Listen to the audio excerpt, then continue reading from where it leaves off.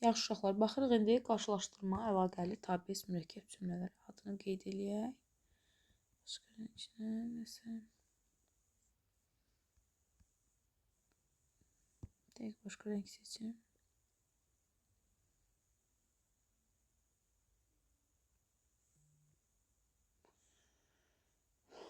Qarşılaşdırma.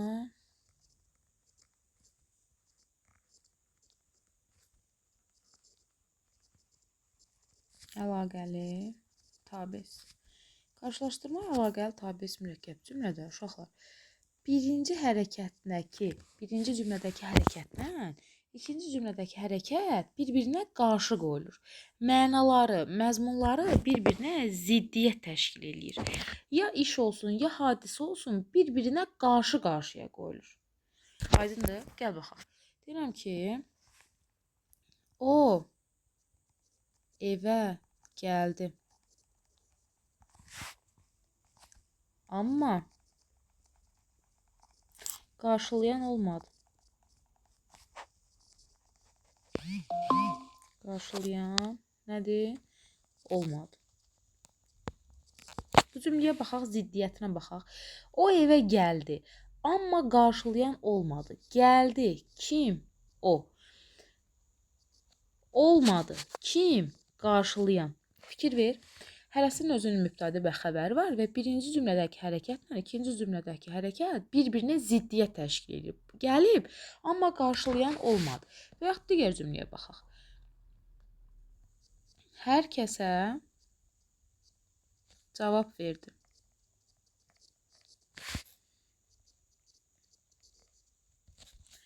Heç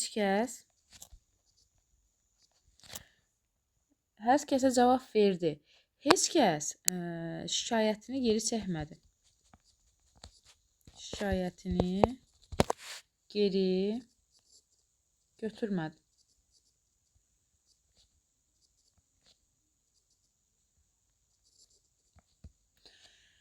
Hər kəsə cavab verdi. Amma heç kəs şikayətini geri götürmədi. Qarşılaşdırma əlaqəli tabe mürəkkəb cümlədə adından da məlum olduğu kimi qarşılaşdırma bağlayıcıları işlənə bilər. Elə bunların açar cümlələri qarşılaşdırma bağlayıcılardır. Gəl yazaq. Deməli, qarşılaşdırma əlaqəli tabesinin açar cümlələri nədir? Amma, ancaq, lakin. Qarşılaşdırma əlaqəli tabe mürəkkəb cümlələrin arasına amma, ancaq, lakin bağlayıcılarını qoymaq hər zaman mümkün olur. O evə gəldi, amma qarşılayan olmadı. Hər kəsə cavab verdi. Yoxdur, artır. Amma və yaxud da lakin. Heç kəs şikayətini geri götürmədi. Və yaxud da mən çox dedim. Mən çox dedim. Sən eşitmədin. Sən eşitmədin. Bax, mən çox demişəm, amma sən eşitməyibsən. Burada ya ammanın özünü verəcək və yaxud da sən əlavə eləyə bilərsən. Amma olmasın, lakin olsun. Deməli, qarşılaşdırma əlaqəli tabe mürəkkəb cümlələrdə sən açar sözün nə olacaq? Qarşılaşdırma bağlayıcılar. Bəzən olur ki, fikir ziddiyyətlə verilir. Bəzən olur ki, sadəcə olaraq müqayisə edilir. Məsəl üçün, deyirsən ki, mən tutalım. Şəmkirdə işləyirəm. Mən Şəmkirdə işləyirəm. O isə Bakıda işləyir. Burada heç bir ziddiyyət yoxdur. Bir-birinə qarşı qoyulan heç bir sözlərdən istifadə eləməyibdir. Sadəcə olaraq müqayisə eləyir. Mən Şəmkirdə işləyirəm, o Bakıda işləyir. Bu zaman müqayisə yaranır. Heç bir ziddiyyətli fikir ifadə olunmayıb. Amma yuxarıda yazdığımız bu cümlələrdə bir-birinə qarşı qoyulan iki zid fikirdən istifadə olunubdur. Başqa nə deyə bilərik? Bəzən olur ki, yenə sadə cümlələr olur. Bir mübtədə müxtəlif hərəkətləri yerinə yetirir. Tərkibində ziddiyyət olur. Biz elə bilirik ki, qarşılaşdırma əlaqəli tabesidir. Bu zaman mübtədə və xəbəri müəyyənləşdirmək lazımdır. Baxaq, deyirəm ki, o dərsə yaxşı cavab verdi. Yaxşı cavab verdi. Amma amma zəif qiymət aldı. Zəif qiymət aldı. Cavab verən odur, qiymət alan da odur. O dərsə yaxşı cavab verdi, amma zəif qiymət aldı deyəndə sənə ilk baxışdan qarşılaşdırma əlaqəli tabiəs mürəkkəb cümlə kimi görsənə bilər. Amma iki xəbər, hər ikisi gəlib eyni mübtədəyə aid olduğuna görə sən bunu necə cümlə götürəsən? Sadə cümlə götürəsən. Qarşılaşdırma əlaqəli tabiəs mürəkkəb cümlələrdə deməli bəzən qarışdırdığımız şeylərdən biri də məsəl üçün o cümləni başqa cür yazaq. O dərsə yaxşı cavab versə də müəllim qiymət yazmadı. Belə bir cümlə yazaq. Müəllim qiymət yazmadı. Bu halda hər mübtədanın özünün xəbəri var.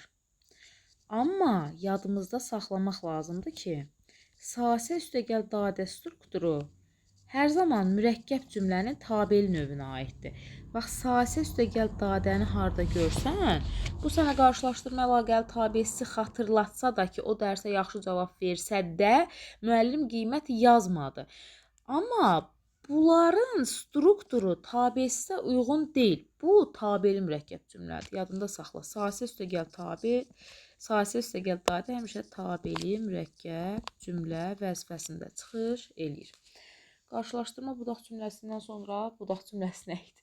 Qarşılaşdırma əlaqəli tabesindən sonra keçək aydınlaşdırmaya. Aydınlaşdırma əlaqəli tabesi. Buradan yazaq. Aydınlaşdırma əlaqəli tabesizdə uşaqlar bilsən nədən tapasın? Ortada qoyulan iki nöqtədən. Bunun ən yaxşı açarı budur. Aydınlaşdırma əlaqəli tabesi mürəkkəb cümlələrin vəzifəsi ondan ibarətdir ki, ikinci gələn cümlə birincini həmişə aydınlaşdıracaq. İkinci gələn cümlə birincini aydınlaşdırır. Və bunların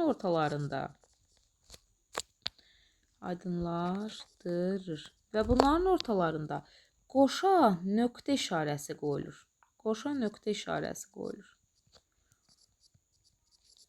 Məsələn, gəl baxaq. O haldan düşürdü. O haldan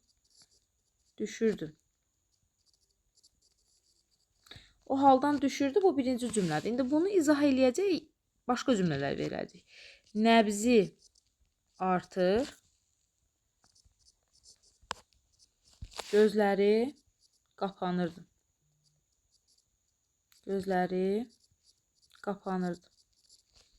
Bax, fikir ver, ortada hansı işarəni qoymuşam? 2 nöqtə.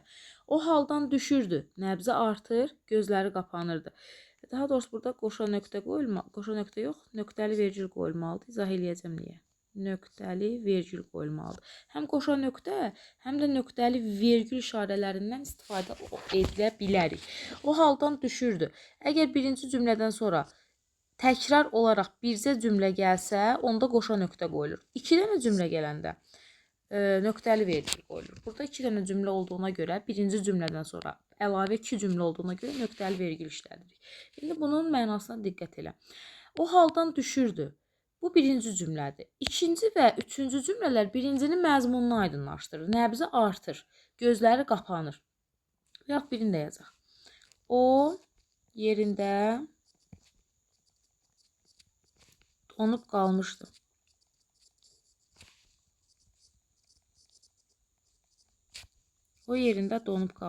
İndi ikincidə elə bir cümlə yazmalıyıq ki, birincinin səbəbini və yaxud da birincinin niyə olduğunu izah eləsin, sənə aydınlaşdırsın. O yerində donub qalmışdı. Məsəl üçün, uşaqlıqda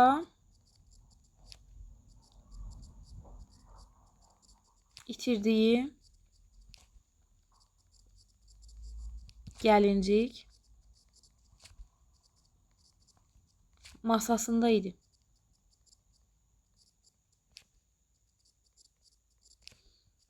Bax, yerində donub qaldığını sənə izah eləyir. Hansı cümlə ilə?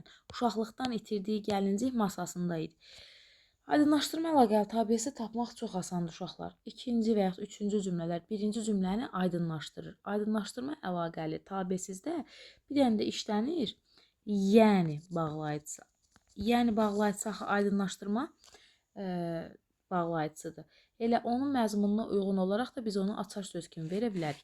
Aydınlaşdırma əlaqəli tabesinin açarları qoşa nöqtə və nöqtəli vergül işarəsidir. Bir də yəni bağlayıcısıdır. Gəl yuxarı yazaq, sənin üçün asan olsun. Aydınlaşdırma əlaqəli tabesizdə qoşa nöqtə, nöqtəli vergül. Daha gedib inşallah ümumiləşdirici sözün qoşa nöqtəsini götürmərsiniz də. Yəni o qədər güvənirəm sizə. Hər hansısa bir cümlədən sonra qoşa nöqtə qoyulmalıdır. Sözdən sonra yox.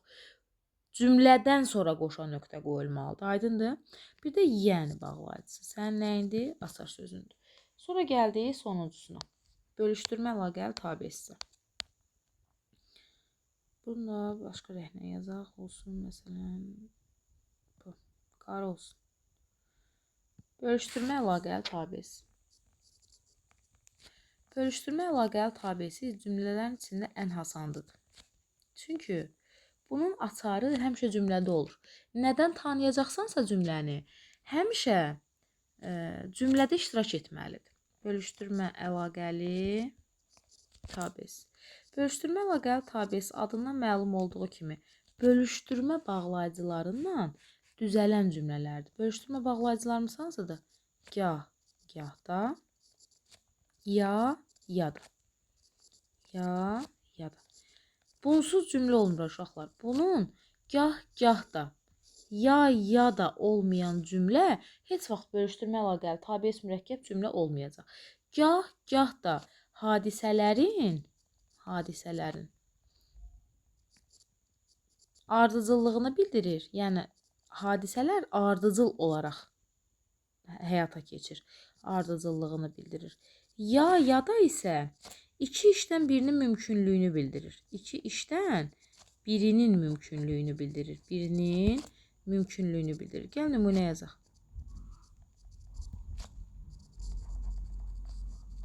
Deyirəm ki, gah yağış yağır, gah gün çıxırdı. Gah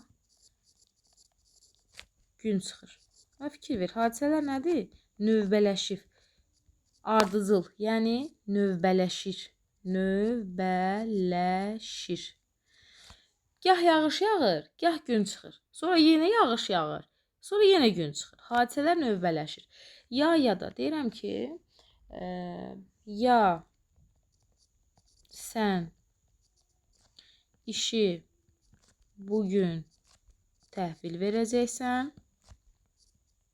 Təhvil ver. Ya da o pulunu geri alacaq. Burada iki işdən birinin mümkünlüyüdür. Ya sən işi bugün təhvil verəcəksən, bu olacaq. Sən işi təhvil verməsən əgər, o pulunu geri alacaq.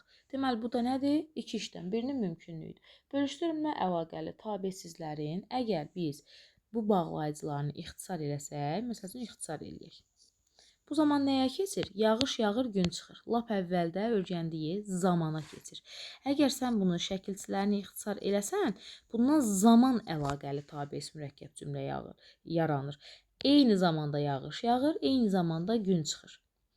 Və yaxud da yadanı gəl ixtisar eləyək. Bu məzmun çox da uyğun gəlməyəcək. Amma yenə də zamana keçəcək. Sən bu işi bugün təhvil verməlisən. Düzdür, burada əmrdir, ona görə uyğun gəlmir. Sən bu işi bugün təhvil verirsən, o da pulunu geri alır. Görsənmi? Əmrin zaman əlaqəli tabes mürəkkəb cümlənin məzmununa daha çox uyğunlaşır. Bu da bölüşdürmə əlaqəli tabes mürəkkəb cümlə. Bunun açarları nədir? Elə özünün bağlayıcılarıdır. Gah-gahda, gah-gahda, ya da. Bu qədər uşaqlar. Burada yazdığım açar sözləri özündə qeyd edirsən və ya bu PDF-i atıram qrupa. Zaman əlaqəli tabesi eyni zamanda həm də nədir? Ardıcıllıq əlaqəli tabesi birinci cümlədə əvvəl, ikinci cümlədə sonra, səbəb nəticə əlaqəli tabesi birinci cümlədə deyə, ikinci cümlədə ona görə də, aydınlaşdırmada qoşa nöqtə, nöqtəli vergül, yəni qarşılaşdırmada amma ancaq lakin, bölüşdürmədə isə gah da ya da açar sözlərindən istifadə eləməklə asanlıqla tabes mürəkkəb cümləni tapa bilərsən. Əsas məsələ odur ki, tabes mürəkkəb cümləni sadə cümlə ilə qarışdırmayasan. Bunun mübtədə və xəbərlərini tapandan sonra hər cümlənin özünün mübtədə və xəbəri olduğunu görəndən sonra sən məna əlaqələrini tapmalısan. Birinci, deməli, mübtədə və xəbəri ayırmalısan. Bunu yadından çıxartma. Ümid edirəm testləri düzgün işləyərsən.